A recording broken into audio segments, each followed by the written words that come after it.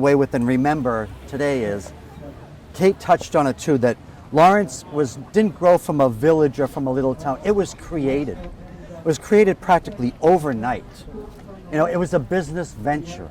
It was the last business venture of the textile industry, starting with Waltham, Lowell, Manchester, New Hampshire, and it was the same people, the same businessmen investing in all of those towns. This was their last venture over here. So I want you to remember there was a plant city. It was a textile capital of the world at one time. And also, when we go into Essex Street, which we call Merchants Row, something else I would like you to have a skill in walking away today is with how to read a building. Why do these buildings look like that? Why were they designed like that? What style is that? What does that mean anyway? You know, what does the architect trying to tell us about the buildings? And we'll talk about also what happened within those walls in the buildings. Now, I know Kate talked a little bit about City Hall and Lawrence Superior Courthouse. The courthouse, beautiful building. See the back end over there? That's the second part. That was built in 1860. The first courthouse was built in 1858, which burnt down, and by 1860. Then they constructed that. Then they hired a local guy, George Adams, an architect, and we're going to be passing by his office on Essex Street. And they asked him to expand and redesign and restore the courthouse. See that big section in the front there? That's his creation. Originally, the front door was right where that window is. Those bay windows over there. That was the front door that faced Common Street. George Adams switches the entrance around to face City Hall. And we're going to stand in front of there in a moment and see what a grand building he made. And I'm going to speculate as to why he twisted it that way when we see that. Lawrence City Hall over here, again, changed from its original. Built in 1849. The city was growing so fast, the building was just too small. And I have a picture of the original building here. This is a picture of the original City Hall. What's the same? What's different?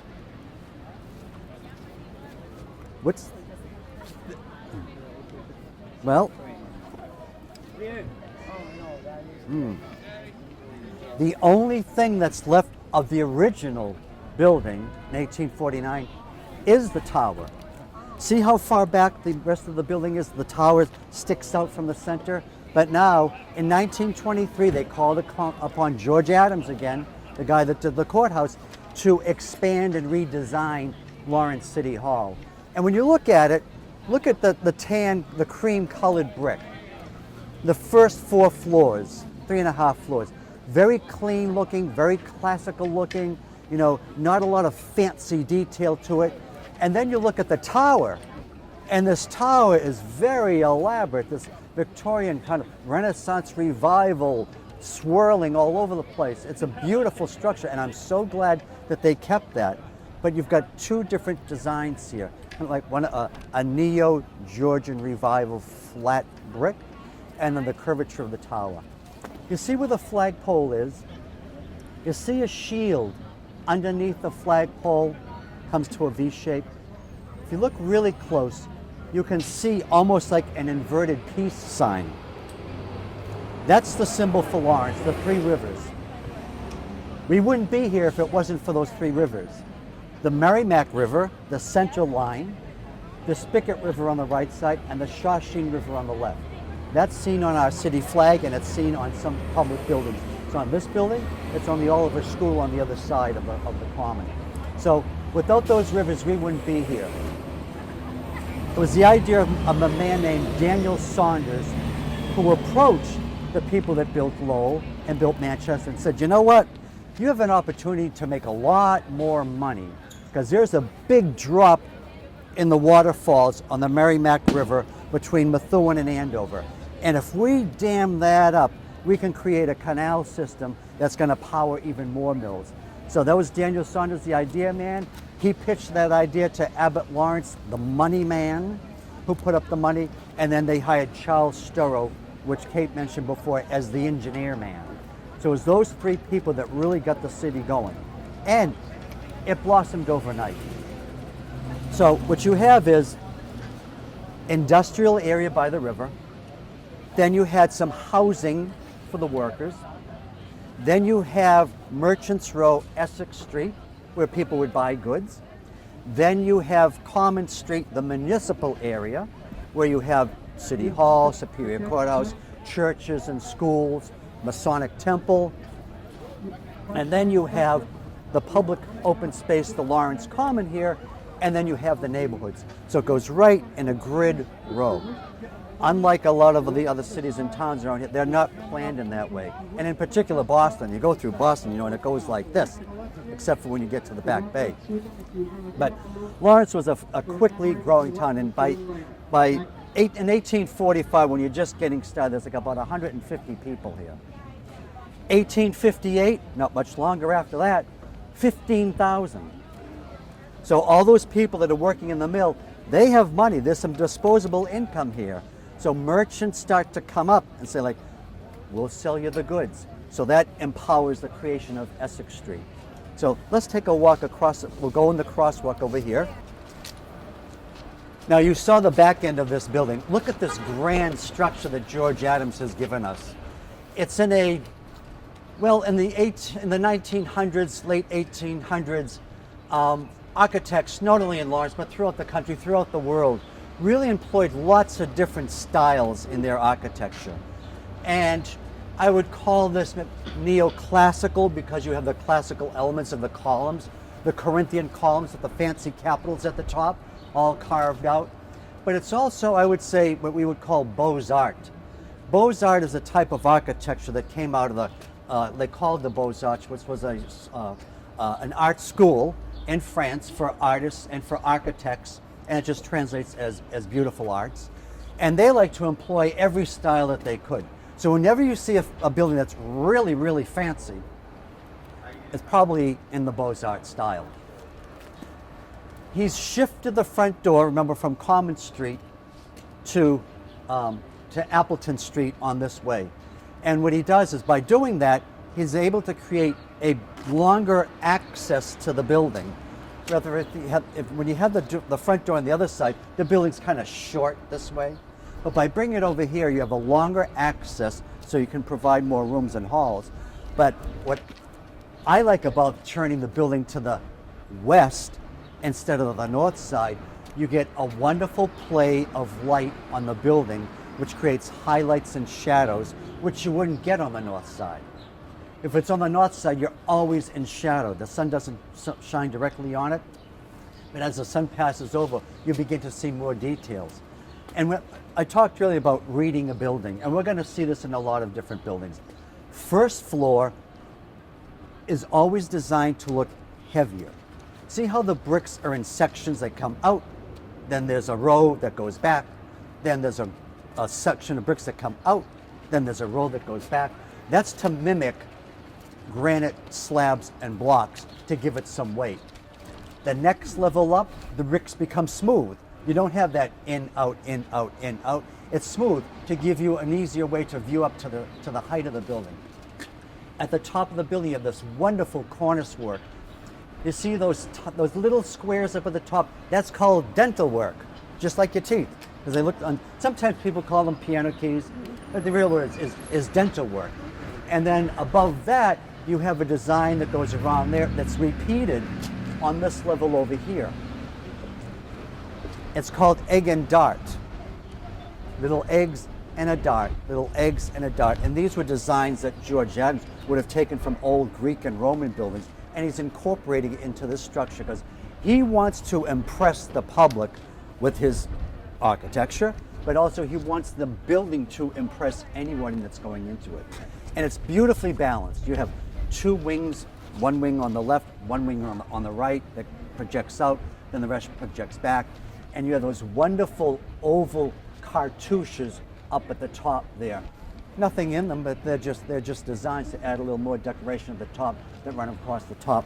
Oh, and where's my picture lady? There's something missing on this building. What's missing on the building? This is the original photo. The cupola, exactly. I remember that cupola as a kid in high school, but then the only thing when you have an open cupola like that, it's prone to bad weather. You know, wind and rain and snow and ice, so it's getting it all the time. It's not a solid mass, so it really deteriorates. So it was in either the late 60s or the early 70s when they tore that down. It just became too damaged. So they cut that off, unfortunately. But when you see it with the complete cupola, now that you see that there, and you look at it now, you think, something's off. Why does it end so abruptly? Yeah, it's just like this flat pediment, you know, kind of platform at the top. Well, you would be right, because the cupola was supposed to be over there. Yeah. It's done with red brick and sandstone. Now, sandstone is good and sandstone is bad. Sandstone is good because it's so easy to carve. You look at all those wonderful carvings on the sides of the windows, on the wings there. All those beautiful floret designs and the fancy columns. When it's sandstone, that's very easy to do. You know what's easy about sandstone to do also is deteriorate, because it's porous. When the water gets in there in the winter, it kind of absorbs some of it, then it freezes and it starts to pop the stone out. So there was a fire in here in the 1980s, yet another fire, and so they started to restore it and they fixed that up. In the 1990s, they did more restoration work and they replaced some of the sandstone. You see that dental work that I talked about and those big brackets up at the top? You can see that color's a little bit different than some of the other sandstone. That's because it's not sandstone, that's fiberglass. So they reproduced what was there. They took casts from the original brackets, remolded them out of fiberglass, and put them up. I think they did a pretty good job. And maybe if I didn't point that out to you, you would have thought, oh, that's just part of the sandstone also. No? So Lawrence is on the move, and there's a lot of money coming into Lawrence. Mills are in full speed. By the time this is built, American Woolen Company is the biggest manufacturer in the city and the biggest employer here too. Between 1900 and 1910, 10,000 more jobs are created, bringing more people over here. All those people coming in, they work in the mills, they bring their money, they got to shop someplace, and that's why we have Essex Street over here. We had merchants here before there was even an Essex Street. When they were starting to build the city of Lawrence, a bootmaker, shoemaker, got word that there's a lot of people going to be up here and they're going to need shoes. He brought his boat up the Merrimack River and put his shop right on the Merrimack River and made shoes right there. And when they started to construct Essex Street, then he bought a shop and put it in there. But now, the Essex company who created and who founded Lawrence, they wanted to make a model city. And as we talked about with the park system, the merchant row, and there were certain restrictions that you had to follow if you wanted to be a merchant on Essex Street. You just couldn't put up anything. And let's take a look at some of those buildings. I want to show you a map, an early map, Xerox of a map. Don't worry, I'm not holding the original thing. So you can get your bearings. Here's the Merrimack River. Right? Here's the mills. Now look at how few there are. So this is the first generation of mills. When we look at the mills today, we're looking at the second and third generation of mills. You know, they replaced, the mills got bigger and bigger and bigger each time they replaced them. Demand for cloth was up. Then you have a series over here of boarding houses. I'm going to show you a photograph of the boarding houses. Then you have your Essex Street here. But see how Essex Street is not perfectly straight. When it comes down to the corner that we're going to be going to soon, it takes a sharp left. So you think, well, why didn't they just make Essex Street straight? They could do anything that they wanted to. You are starting with nothing. It's a planned city. What else makes a bend? The river. So everything, the grid follows the river. So when you understand that, we're following the footprint of the river. Whatever the river does, we do. So it goes straight here and it takes a turn, and so do we. And Essex Street, unlike say like this Appleton Street, is about 30 feet wider. You want to make a grand wide thoroughfare to accommodate the stores and to accommodate people. Let me see, there's another.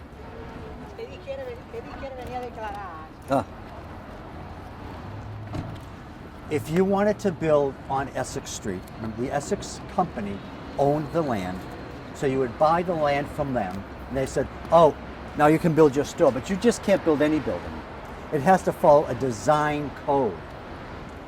And they have to be of brick, the buildings of brick or of stone, be at least 3 floors tall. Most of them end up to be about 4 stories tall. Have a slate or a tin roof. If it's brick, you have to have granite sills, and it has to be uniform.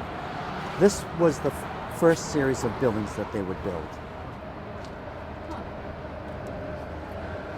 So it's all very well organized.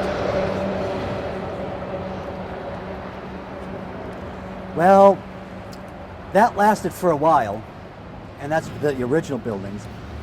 And this is in a Greek Revival style. Greek Revival style is very clean looking, very simple, uncluttered, not like this stuff over here. But soon, many different styles are developing in the country. Greek Revival, Gothic Revival, Renaissance Revival, Italianate, Beaux-Arts. It's all starting to come into form.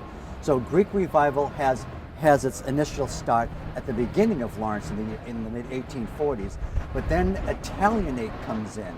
And what they do is they take these buildings and using them as a base, they add up, put on a new front, put on a new roof, and you get something like this.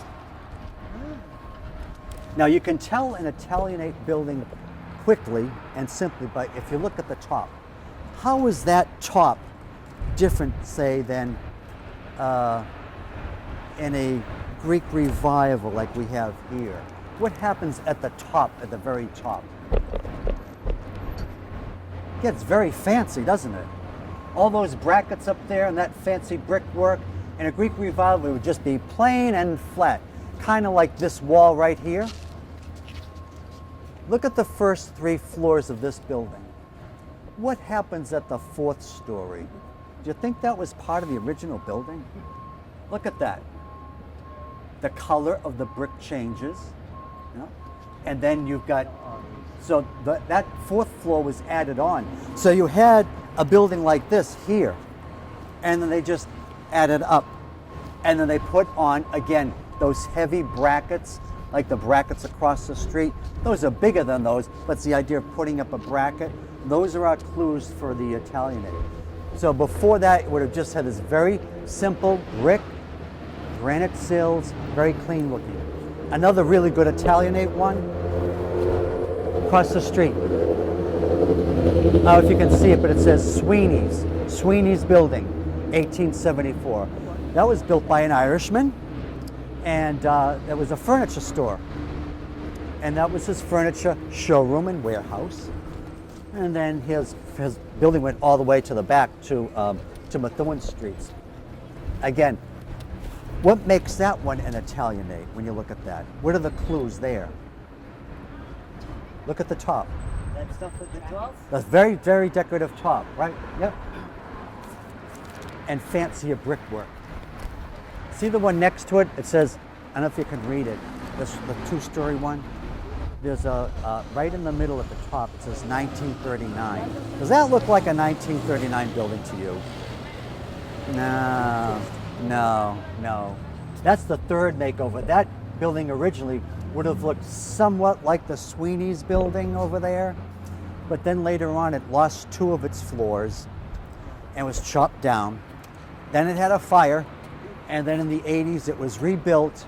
And see all that white dental work that goes around the center? Oh, dental arts, dental work, you got that? Dental work. Yep. That's all new.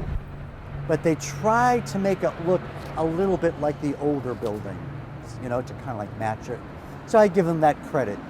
And in 1939, when they took over the top 2 stores, they took off the top 2 floors, they stuck that new cornerstone there.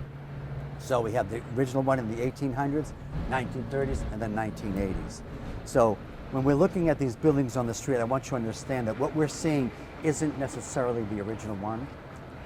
There are a couple here still left in the original form that we're going to see. Next to it looks like it's kind of older. It's kind of plain. Yep, that one plain. I'm glad you pointed out that one on the other side by the corner there. That was the furniture warehouse for the furniture store. Mr. Sweeney sold it to a Mr. Sullivan. Got to keep it Irish, right? And so then and it stayed as Sullivan's Furniture well into the 80s. I remember Sullivan's Furniture. See this bank over here? That's not part of our been there original. forever. It's been there quite a long, I would say about maybe 1910, 1912, and replaces another bank. See that mill tower down the end of the street there? Can you see on the first floor, what's the name of that structure? Can you read it? Who's got good eyes? Pacific Mills. That's the Pacific Mills. The mills had their own banks on Essex Street. This site here, although not this building, but this site was a site of the Pacific National Bank. They were bought out, and then Bay State National Bank bought them, and they built this structure over here. And it's pretty much unaltered. We're going to cross the street, and when we're on the south side, we're going to be talking about the north side, and when we're on the north side, we're talking about the south side.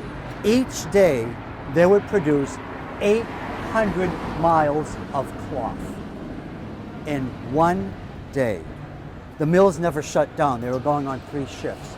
And when I say 800 miles, that means like a bolt of cloth would be about the width of my arms here. So that wide, 800 miles every day. The American Woolen Company, which was the biggest outfit in the city, which was their main mill was the wood mill in South Lawrence, they would take in 1 million pounds of wool every week. 1 million pounds. It would come in as raw wool, and come out at the end of the other mill as a finished product. That means you have to shear 10,000 sheep a week to power that, just that one mill. And that's not counting the Everett mill, the Atlantic mill, the Cunard mills, the Prospect mills. So with all that production, of course, these people have money. So with the mill production, that creates spin-off industries. You have people here that need services, and Essex Street was to provide that. Oh, here we get a better view of that remake of the Italianate building. And then again over here, can you see more clearly now, because we're in the sunlight, how that 4th floor was added? You can see where the 3rd floor stopped, and that would have been a roof. And then later on they added up and put a 4th. The building on the right over there, that was that's called the Saunders Block. Have we heard the name Saunders before? That's Saunders School. Remember, there's an exit exam to this tour, ladies and gentlemen. Daniel Saunders was the idea man. Remember, that put forth the idea to the Essex Company about building the mills here? He got into the action too. Saunders didn't build those buildings, but he had the land and would sell you the land so that you could build them. So that was Saunders Block, Pemberton Block, named after the Pemberton Mill, and then City Block. It must have been a little bit confusing, because when you came down to Essex Street, which is named after Essex County, which is named after Lord Essex of England, your address might be 2 Pemberton Block or 3 Saunders Block. Well, that can be confusing. And so it won't be a while till they change it to the addresses all of Essex Street. You know, that was a multi-use, but the greater part of it, a dry goods store. A dry goods store. And I remember when I was growing up, it remained sort of a dry goods store, if you want to call Sears and Roebuck a dry goods store. Sears was the last type of department store that was in there. Before that, it was a Bennings department store. And before that, I'm pulling a blank on his name, not Stearns, but it'll come to me at the end of the tour. And over here, all that brickwork in the 1950s and 60s was covered over. It was a department store called Cherry and Webb. Yep. I think, is there still a Cherry and Webb in Lowell? They lasted longer than ours, but that's where the Cherry and Webb was. And where it says the Lawrence Public Schools, that was a bank also. But you think that was part of the original plan of Essex Street, or is that an alteration? Yeah, it's been altered. That's like the third alteration. That was the Pemberton Bank was in there.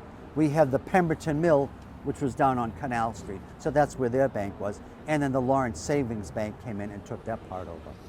As we pass through here, we're going to have a chance to poke in the doors, look inside. Has anybody ever been in here? Well, yeah, I have to. Look inside because it still has the marble counter where you would go up to do your transactions with the bank, and you can still see the safe. It's kind of neat. Take a look.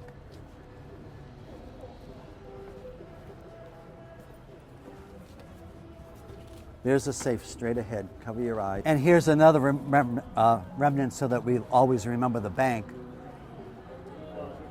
Bay State Merchants National Bank. Night deposit. Night deposit. Yep.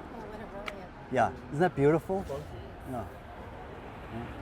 So this bronze was done the same way as our Strikers Monument. You know, the artist makes a clay model, then they make a plaster model out of that. So it's like a negative of this, and then that's what you pour your bronze in.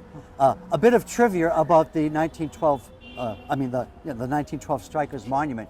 Have you heard of the book and then later the movie, Monument Men? Oh yeah, I've Yep. seen it. You saw it? I saw it. John Goodman, the actor, plays an artist in that movie. That artist went over there with this group of the Monument Men to protect and to save a lot of the art treasures of Europe from the Nazi invasion.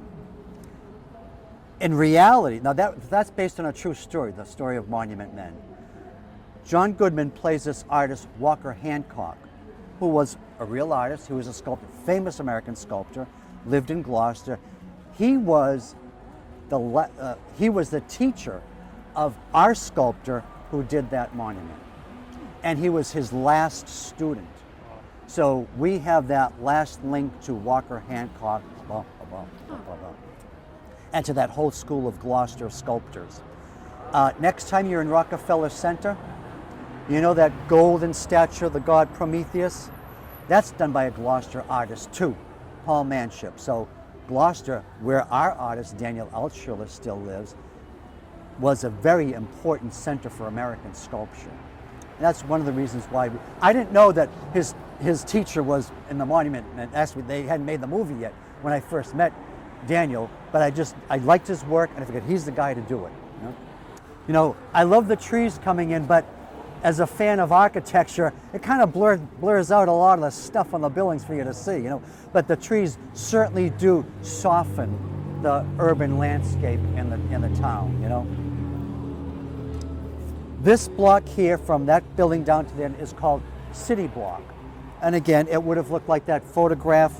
Oh, as a matter of fact, this is City Block here. That's what this originally looked like. There's one building there left that's pretty much intact as to the same height and the same surface as it was when it was originally built. Can you see that? I'll give you a clue. It's 3 stories tall. That narrows it down. It's the one it's painted white. Oh, Yeah. I was going to guess Yeah, that there you one. go. It's painted white. It's lost its roof. But that is one of the original buildings that would have been in this picture here. And again, you can see, as we talked before, about how that Italianate style replaced the Greek Revival style, and they built up upon those. We're going to go further down because you'll be able to see the outline of the roof in the neighboring building, which is kind of neat. You get a better view of that building now here.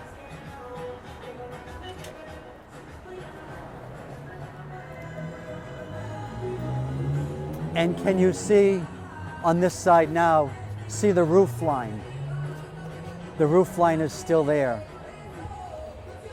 And in its neighbor, the top floor, you see that the windows are boarded up.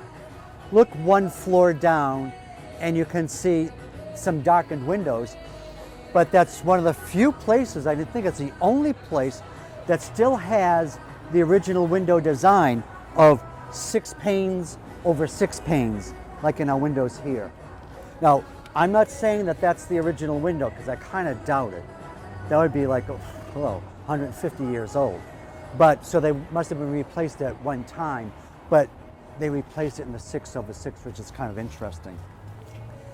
This little building over here, El Tellier, which is an excellent restaurant, by the way, and coffee shop and poetry center. You can see that's the original building, altered a little bit. And when you look to the left, there you see the roof line again, where if they hadn't chopped it off, that's where it would have gone up to. The one next to it, now I just said that that was my favorite building, but this is another favorite building of mine over here. This white building, to us, looks nice, but when that was put up in 1929, cutting edge. It's the first building that does not have Italianate design on it. Fancy columns like our courthouse and like our city hall. It's very slick. It's in an Art Deco style. Very plain front. Look at how what we would call pilasters. They're not real columns, but you see the two, how it's broken up into 3 bays of windows. And within those 3 bays, you see 2 like towers there that come right down to the street. That gives you, when you're looking at this building, an idea of a vertical thrust going up, almost like it's a Art Deco, neo-Gothic look. Anytime you see a building that has like a pointed arch in it, we attribute it to the Gothic style. It could be the original Gothic, like Chartres in France, or like St. Mary's Church, something like that. When we say neo-Gothic, it's been transformed or simplified, but it still has those traces of those pointed arches in it.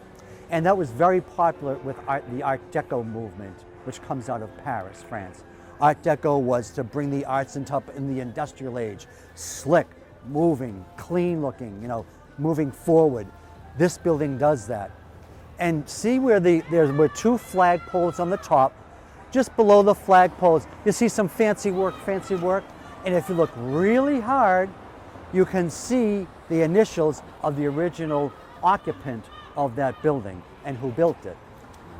And it's hard to see, but right up there, it's a shield. It's got this carved cloth over it, and the letters E.T., Eagle Tribune. So that was the office of the Lawrence Eagle Tribune. Before they built that one, they used to have their offices in the building next door. But just to let you know how many newspapers there were in Lawrence, I wrote this down because I could never remember this. There was the Daily Eagle coming out of there, which came out in the morning. Then there was the Evening Tribune, which they printed in the evening. So you got 2 papers a day. Imagine that. Also, not over here, but in other publishers, we had the Lawrence Telegram, we had the Sunday Sun, we have the Lawrence Critic, we have the Lawrence Gazette, we have the Lawrence Journal. That's just the English newspapers. I'm not even getting into the ethnic newspapers. So a lot being printed at the time. But still, that's, for what that building is, I think it's a very good example of that Art Deco neo-Gothic, So it's completely different. So when we're on Essex Street is from, say, like 1850 to 1950 is its heyday, like most towns around here. The malls, shopping malls have a big impact on all downtowns, not just Lawrence, but every place. Within that 100-year history, you have example of every architectural style that is being used throughout the country, right here, all compacted within a few city blocks. This is a National Historic District area here.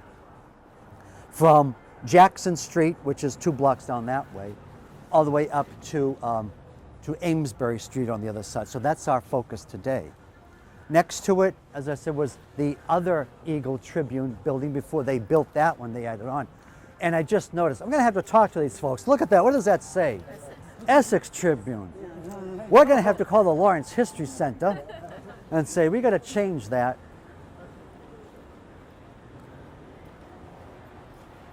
You can see them better in this angle here. See where it says ET, and then you have a little bit of a pointed arch underneath there. And see how the bricks are laid this way, zigzag. It's called a chevron style. That's another indication of an Art Deco. And when you even think of like clothing of the 20s and that, they have a lot of that zigzaggy pattern into it, and it's incorporated into the building. The one next to it is where the Tribune had been, and it's not a real cast iron building, it's a cast iron front, trying to give you the illusion of something else. If you ever go down to the Soho district in New York, you'll see a lot of cast iron buildings, or even the Financial Center on Broad Street in Boston, or on Haverhill. Haverhill has some too, you know. Yep. And what's next to it? Remember I told you that was industrial area, boarding houses, living area for people, so you can live right across the street, go to work, merchants area, municipal area, city hall, that, and the parks area. This was the boarding house. So this is a block behind us, an example of what the boarding houses would have looked like. The design, Greek Revival, very similar to our stores. So when you came into the city, it was a unified architectural effort to make a pleasant place to look at and to live in. Everything's to scale, everything matches, you know, till we get into the 20th century, and then things start to change in the late 1800s when all architectural styles pop up. Okay, we'll put that back in there. Thank you. Now, remember, this is what this block, the whole block, right till that corner, looked like this, remember? It doesn't look like that now, does it? What happened? 1950s. Look at that skyscraper, which we still have. In about 1904, George Adams, have we heard that name before? Have we heard that name before? George Adams. George Adams. He designs this skyscraper for the Bay State Company. The Bay State is here, Bay State Bank, for the bank for the Bay State Mills. They build this, the bank stays within there. I think the office was in the back.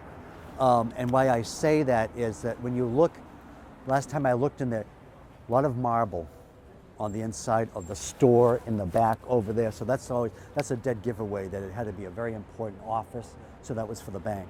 So 1904, about like 1890, mid 1880s, there's a new invention that's grabbing the country by storm. And it's not that new, it's been used before, but it becomes more practical. The elevator. And when you have the elevator, you can rather build out, you can build up. So that's when you have a lot of buildings in New York and Chicago and in Boston being built. This is our first skyscraper. And when it was built, it was the tallest building north of Boston. You know? Now, I want you to look really close at this and then look at that again and tell me what's different. It's very subtle. It has to do with the size, not the color, not the decoration. Oh, it's definitely Count. narrower, huh? Here, yeah.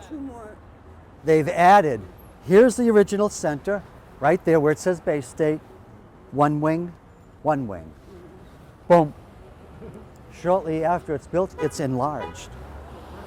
Yeah, you can see it slightly in the bricks. Yep. But if you really weren't looking hard, you'd walk right by it and think, oh, it was all built at the same time. And remember I talked about classical, neoclassical, using the columns and that? Whereas this guy here, the Tribune building, not neoclassical, modern, Art Deco. That's built after, of course, this one here. When architects, not just George Adams, architects start to design tall buildings, they design them in the same fashion as a Greek or Roman column. You have the base, which is bigger, like we looked at the columns in the Superior Courthouse. Then you have the shaft area, the tall column. Then you have the fancy decorative Capitol. Look at this building. The bottom has been changed a lot with that siding there. The first floor would have had heavier granite or heavier brick. Then when you get to the third floor, see that it kind of looks like a column. We call them pilasters when they're not really a column, but in the center over the word Bay State, you see two vertical shafts coming up like that resemble a column. They're not column, sometimes they're called engaged columns or pilasters. That creates that shaft area of a Greek or Roman column. And then when you get to the top, all that fancy work, like on the top of a Capitol. Keep that in your head next time you're looking at a building in any town. You look at the skyscrapers, early like turn of the century skyscrapers, and they keep that theme in mind. There's one building here, unlike our little white one over there, well, somewhat like our little white one, that is relatively unchanged from those originals. Remember, originals meaning like this? Where is there a building that you would say has pretty much been unchanged? Taking a guess. That one right there. Right there, you got it. You got it. The one that says Head Start on it, that was the Arlington Bank. Yep, the Arlington Trust Bank. Arlington Trust Bank. Yep. There's another series of mills up in Methuen called the Arlington Mills. So this was the Arlington Trust Bank. That block, remember I think I said, this was City Block, Pemberton Block, Saunders Block, Appleton Block. Nathaniel Appleton was one of the directors of the Essex Company. All these fancy directors that I told you about, all these guys that really had the big money to build this, they never come to Lawrence. They don't live in Lawrence. They stay in Boston. They want to be in the cultural center. Why move out here? What's going on out here? You want to move out here? They send their money, they send their mill agents out here, but they all stay, and their money stays in Boston. So that is pretty much the same as it was. First floor has been altered, but the second and third floor is pretty much the same. Where's my photo lady? Ah, here we are. You didn't peek at this picture before, okay. There it is. See, it's lost its roof, but pretty much the same. Although Appleton Block fancier than Pemberton Block, isn't it? Look at the design around those windows. Those are called coins. When you usually see those on the corners of buildings, and it's designed to give it the illusion or the effect of strength. Coins. I'm glad you brought that up because I was going to forget. This young gentleman just said to me, he says, well, actually, he says, in the big scheme of things, isn't everything that's like further down on this side more new than this area? Yes. They developed the north side of the street first. This side was grassy fields, which the Essex Company called the Essex Corporate Reserve. And it was grassy fields. And you would have cows grazing there. You would have circuses that would come to town. You would have revival meetings. It was just open space. Why do you think they would prefer to build on the north side first? The north side faces south, doesn't it? We're north of the equator, right? So what are we looking at? The sunshine, the beautiful sunshine. So you have a lot of natural light coming into your storefront, into your building. You know, yes, they do have, at this time, they have gas lights. And then the light bulb will be coming into use, is it like 1890s or so? Well, you used to have kind of gas and electric. The old high school that you saw, that yellow brick building over there, when that was built, it was designed with gas lines and electrical lines. And that was 1899. So they're making that transition. You know, just to make sure if this electrical stuff doesn't work out, we still have our gas lines to go back on. So this side of the street is developed later.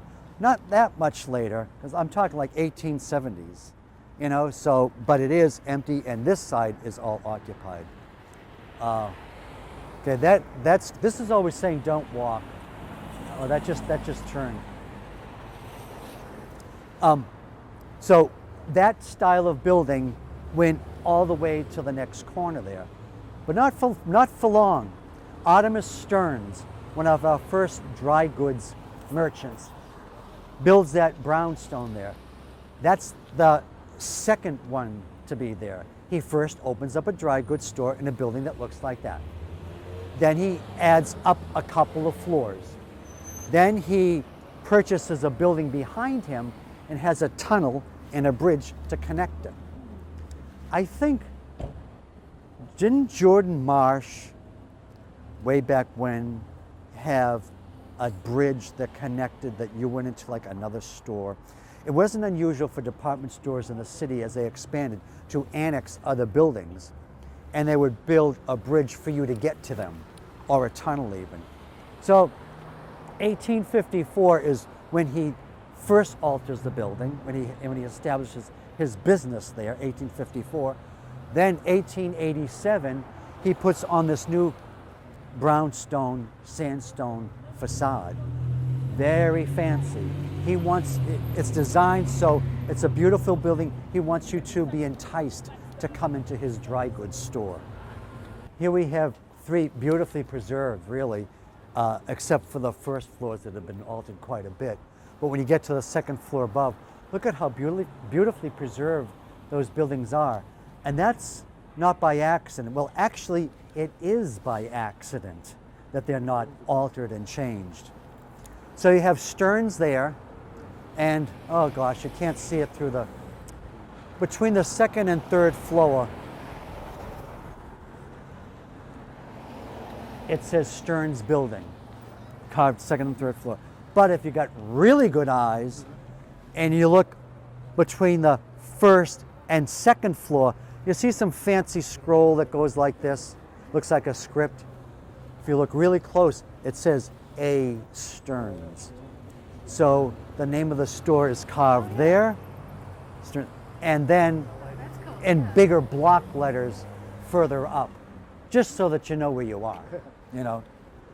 So he owns that, and then there's another building, another department store called Sutherland's that opens up. Yep, okay. Yep. And Sutherland's is over here. Look at the wonderful 4 distinct examples of contrasting architecture. You have that more of Italianate at the corner of the Arlington Trust Bank with all that fancy brickwork. Then you have that brownstone, which we would call Romanesque. We'll see more Romanesque stuff. Then you have this building over here, where I've heard it be called new municipal, a new commercial. It still has a lot of like classical lines to it, the way that the bricks are lined up over the windows. Then you have with the Sutherland building a neo-Tudor style. And you can tell the Tudor, there's the date on the top is 1921. I love the way that they spelled out the name Sutherland's. It's in that kind of like medieval Tudorish script. And see there's several shields on the sides of the words that say Sutherland's. And then in the middle, shields that are also coming down on the sides. And then you see besides the shields, you see this flat rectangular thing that does this at the end, boom, boom, boom, boom, does a little, that's called a linen fold. You see a linen fold like that in a lot of hand-carved paneling from the Middle Ages and from the Gothic period. So they use those little elements, streamline it, slick it up, and then how is that brick different than, say, some of the other brick that we've seen? Multicolored.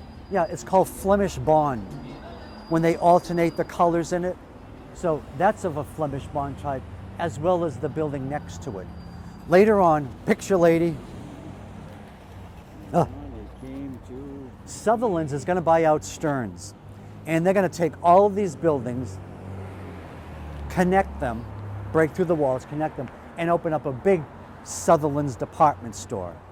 And to put it into the future, to make it really nice and slick, because we're in the 50s now and in the 60s, and you don't want to be, in the 50s and the 60s, there's not really a great appreciation for early type of architecture, but architecture is moving forward. It's always moving forward. So they do this.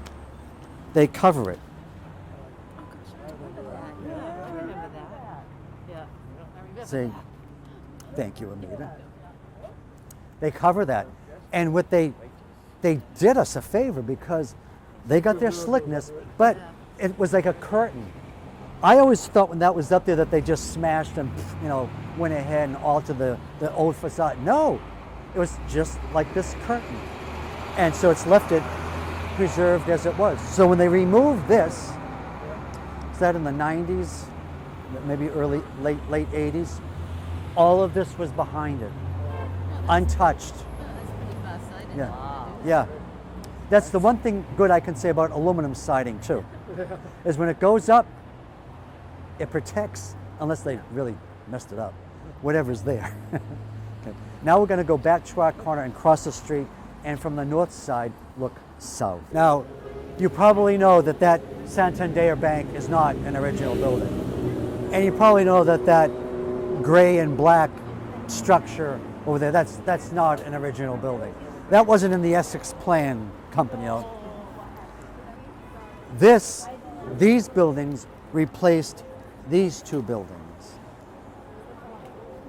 Here you have the Essex Bank, and you have the Oddfellows Hall, which was over there. That's the Oddfellows Hall. Oddfellows were kind of like the Masons in a way.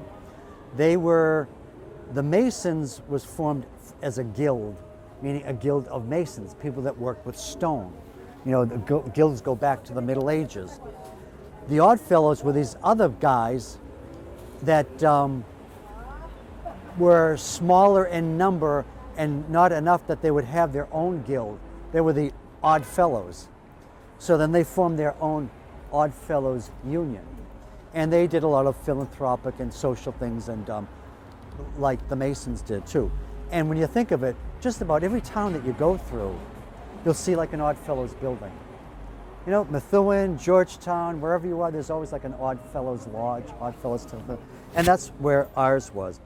And what's the date on that one? 1875. So in the 1870s is when that side of the street was starting to be developed, so that this side predates that. Then it became Essex Savings Bank, and now and they built that. That was built, I think, in the 50s, and that remains. But the building that's next to it is the one that we really want to give a good look over, because who's the architect that I've been mouthing off about most of the day here? Yes, Adam? George Adams, yes. That's his office, right there, in that tall brick building right to the side there. And that's pretty much intact too, except for the first floor. And when he designed that, so if you wanted to go into his office and see the second floor has those big bay windows up there, that's to let in a lot of light. And being an architect, like any artist, you want to have your building on the south side so you face north, so you get north light. North light is more consistent. If you're facing south, it gets very bright, then it gets dark, which changes, if you're an artist, changes your palette, changes your painting. But if you're facing north, the light is pretty much maintains itself. Yeah, it does get brighter and a little bit lower, but you don't get these bursts of sunshine coming in to alter it. So it's easier to see and keep track of what you're doing. Trying to figure out the style of that thing, I think what he wanted to do was to put in every style that he possibly could to show you that he was adept at using them. So whenever you see a building that has like a lot of eclectic styles to it, we call that Queen Anne, for lack of a better word, but it has some Romanesque into it also. And when I say the word Romanesque, I'm talking about arches, talking about dark stone, talking about rough stone. But he has lots of very interesting things going on in his building. Second floor above those arches, he has this patterned stone to kind of break up the monotony of just the plain brick. It just creates a point of interest. I mean, your eyes always draw to the patterned stone. Then above that, he has more brown stone, and above that, the bricks go in different designs. We call that panel brick. When it's textured, the bricks come out, the bricks go in, and creates little designs. And then you see 1, 2, 3, 4. Originally, it had 4 floors. It stopped at the 4th floor where you see a fancy cornice that sticks out. That's what the edge of the roof was. But then later on, they added yet another floor. Earlier, we talked about, I was going to make a theme of what the buildings are trying to say to us and what their gestures are. This is probably one of the most playful buildings on the block. Look at that beautiful slim column, a cast iron column, supporting those 2 arches. Then you have the repeated checkerboard design. Then you go up to the pattern brick and to the corners. It just leads you on a visual journey from the bottom all the way up to the top. This building, the Oswald building, has got to be the fanciest on the block. And again, it breaks with the tradition. So far, the buildings that we've seen have been made out of brick, brownstone, some have some granite to it, you know. This is the first limestone. And limestone becomes a popular material to build with turn of the century. It's lighter, it's brighter, it's more modern. You can do more with it than just with brick. Even in Boston, where the old Brahmins had their townhouses out of brownstone and brick, see townhouses started to be constructed like this. You can see them on Commonwealth Avenue, and they thought, oh, that's too ostentatious. Look at how loud that building is. They're just trying to show off with their money. They got new money. They're not the old money like us. Well, they were right, but they wanted to celebrate and show a very fancy building. This is what we would call like a neoclassical Beaux-Arts style, where you combine a lot of different types of building techniques into one. But the one thing that does hold it together is the color of the stone. Beautiful Corinthian columns between the 2nd and the 3rd floor. And look at between the windows on the 2nd floor and the 3rd floor. You have those fancy garland swags. And it creates a nice rhythm that connects from one window bay to the next window bay to the next window bay, and over them these arched Palladian type windows. Very, very elegant. And further up, you have those fancy brackets and then dental work and then a mansard roof on the top, just to make it even a little bit fancier. Mansard roof is, and you've seen them before, it's a very steep pitched roof on the top. And it was developed by a Frenchman by the name of Mansard. And in Paris, you were taxed on how many floors you had to your house. Your attic was usually like a pitched roof, not much room to it, but that wasn't considered a floor because it was a roof. So you weren't taxed on it. So Mansard said, what if we take the roof, keep it as a roof, and do this? We get extra room out of it, and you won't tax us on it because it's a roof. It's the attic. So that became a style, and very popular in what's called the Second Empire style. Let's move further down so we can take a look at our last building. Did I mention that that was the Oswald building built by Mr. Oswald? That replaced a wooden structure that was pushed back further from the street. And when I was growing up, that was Wiener's Furs. Oh, yeah. And that was the last major occupant of that building. But when that was built, it wasn't necessarily built for one commercial purpose. Again, multi-purposes, and there are different halls in there that different people would rent out or have social organizations in. The building next to it, let's come a little bit further. Try to stay in the shade so you don't get blinded by the light. This was built as a bank, this building here, called the Merchants Cooperative Bank. And it stayed as Merchants Cooperative Bank for a good many years. Then it became, as you can see, the Chamber of Commerce. It's not the Chamber of Commerce now. I don't know who the occupant is right now. But that one has got to be the best example on our street, the best of Romanesque. And when I say that, look at the bottom, the first floor, built of granite, rusticated granite. Romanesque buildings want to give you a sense of strength, a strength of history that's going to outlive us all, and it is, and it probably will continue, and it will continue to do so. The next level up, it changes from granite to that brownstone material, easier to carve. You see the columns on the second floor? They're like 1, 2, 3, 1, 2, 3, 1, 2, 3. When you separate them into threes, it gives you more of a vertical thrust to the building. Imagine if that was just one column, pretty big, pretty heavy, pretty stable. But by dividing it into three, it brings you up. And look at the capitals of those columns. Very fancy, like in a Byzantine building, all very leafy and carved out floral designs. You go up to the next level, and between the third and fourth floor, now you're back to brick and some sandstone, some carved sandstone, round stone. And in between the floors, again, decorative panels to kind of relieve the heaviness of it. And then, remember I used that word pilaster? It's supposed to look like a column, but it's not really a column. Pilasters of brick, and they're curved brick, they're modeled brick, to again give that three-dimensional look to it, and fancy capitals on top of that. And then you get to this grand finish. See how the bricks come out, come out, come out? That's called corbelling. Corbelled bricks or corbelled stone comes out, comes out, comes out. And then at the top, it's like a fortress. You have that repeated series of arches. There aren't even windows. They're just arches. They're for decoration, and also to mimic what in medieval times you use as a parapet, where you'd have archers up there. Not in this building, but in old medieval buildings. You'd set up your archers there with their bows and arrows to shoot at the enemy coming in. So it gives it a sense of strength. So if you put your money in this bank, in this building, we're going to protect it just like they did in the medieval ages, and the parapet's up there, and we're going to make sure that nobody takes any of your money out. So when you see the old buildings of banks, even in Boston too, they're built to look like temples.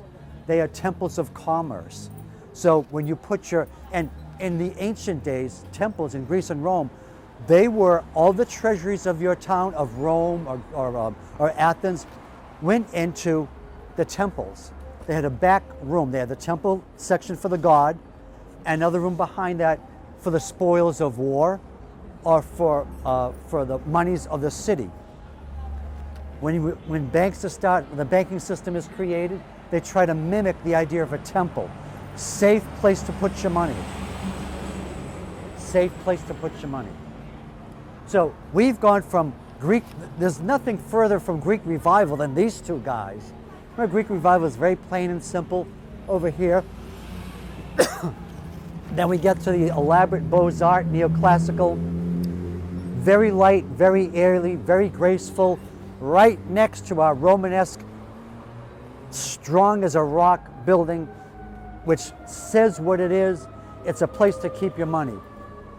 The Oswald building is multi-use, and it's also like a department store. Come in and spend and let it loose, let it go. Next door, keep it, it's going to be safe. Well, with that siren,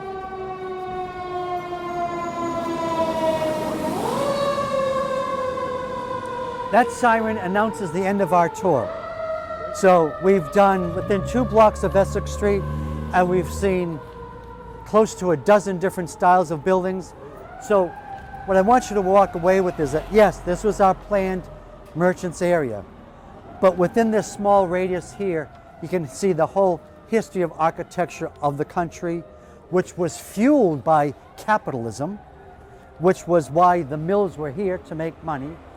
The money that came out of the mills is reflected in the architecture and the vigor and the enthusiasm of the buildings that are on Essex Street. So remember that next time you go to any city or town, instead of doing this, do this and look up and see if then maybe you can become a student of architecture and recognize some of these elements that we've talked about today. And you'll understand why they look like that and what the purpose was. Well, thanks once again, ladies and gentlemen, for coming.